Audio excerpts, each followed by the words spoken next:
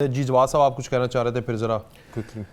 देखें, मेरा मसला ये है, मैं मिडिल क्लास का आदमी हूँ। मैं अपने वालिद साहब के घर में रहता हूँ। अच्छा। मैंने अपना घर नहीं बनाया। मैंने पॉलिटिक्स करनी थी, नज़रियाती। मैं बाएं बाजू का आदमी हूँ। मैं यूनिवर्सिटी के ज़माने से चाहता था एक पार्टी बनाऊँ।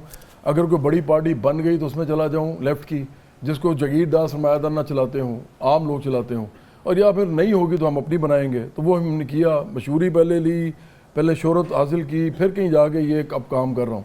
तो ये पूरा एक सफ़र है जो मैंने तय किया। अच्छा, मुझे मसला ये है कि ये जो सेनेट के चेयरमैन का जो मामला है, चाहे वो संजरानी हो, चाहे वो रज़ा रबानी हो, ये इनकी हिम्मत कैसे होती है कि ये इस तरह का बिल लेके भी आते हैं। वो उसकी मैं आपको वजह बताता हूँ, क्या हिम्मत क्यों होती है। क्योंकि आम लोगों की पार्टी कोई नहीं है। अच्छा, आम लोगों, पीपल्स पार्टी, आम लोग खड़े हो नहीं सकते इनके खिलाफ। यार फिर वही बात मैं आपको कह रहा हूँ, वो पार्टी होती है आम लोगों की, जो आम लोग ही जिसको चलाते हैं, जो लीडरशिप में भी वही होते हैं। अच्छा, जिस तरह आम आदमी पार्टी है। मिसाल के तौर पे इंडिया में अभी दिल्ली के अंदर दूसरी दफा हुकूमत कर रही है और पंजाब में पहली दफा करी है केजरीवाल की जो पार्टी है।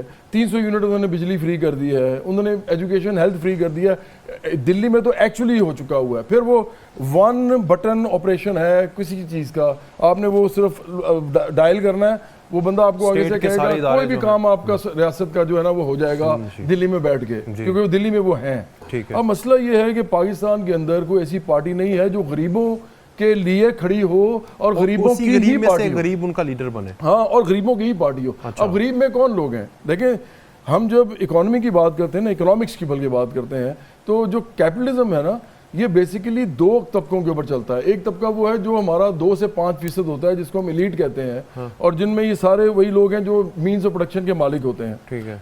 उनमें अदारे भी हैं, उनमें खेत खलियान भी हैं, उसमें इंडस्ट्रीज भी हैं, उनमें हर किस्म का वो माल जमा करने का और रेवेन्यू जनरेट करने का अदारा है, जो कि हो सकता है इवन मीडिया भी आता है उसमें।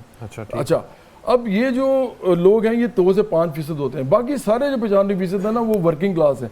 वर्किंग क्लास के अंदर 2 किस्म की क्लासेस फिर डेवलप होती हैं, मिडिल और लो। एक मिडिल हो जाती है और एक बिल्कुल वर्किंग क्लास होती है, जिसको मजदूर किसान हम कहते हैं आमतौर पे।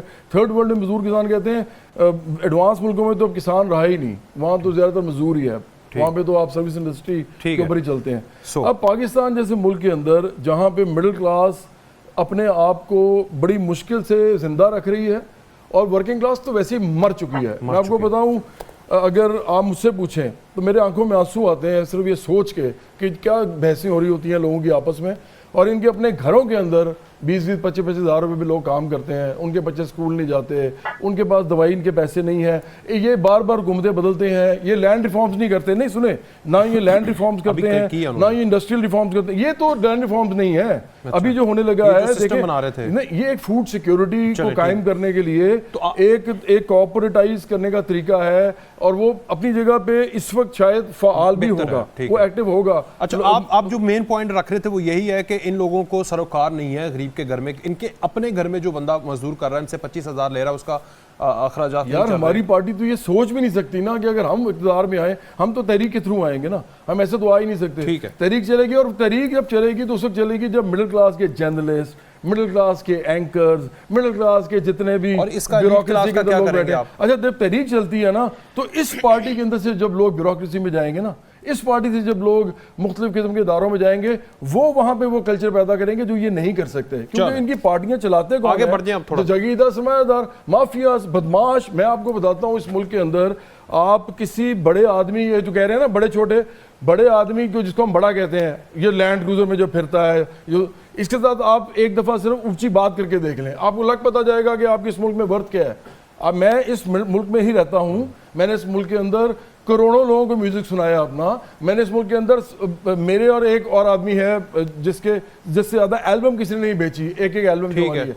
तो मुझे पता है गांव देहातों में मुझे सुना जाता है, मुझे मालूम है लोगों की पल्स क्या है। और मुझे भी मालूम है कि अगर जीडी रोड पे जाएं आप, बिल्कुल सिंपल मैं आपको बताता हूँ, जीडी रोड, मुल्तान रोड, कसूर रोड, कोई भी लाहौर से जो निकलती है, अगर आप उस पर जाएं और आप सिर्फ चेक करें लेफ्ट और राइट, जीडी रोड पे, मुल्तान रोड पे आप घुस जाएं किसी पगडंडी से, आपको गुर्बत नजर आएगी, और इतनी बड़ी ज्यादा गुर्बत नजर आएगी कि जिस पे आपको आंखों में आंसू आ जाएंगे, आपको समझ नहीं आएगा इनका मैं करूं क्या।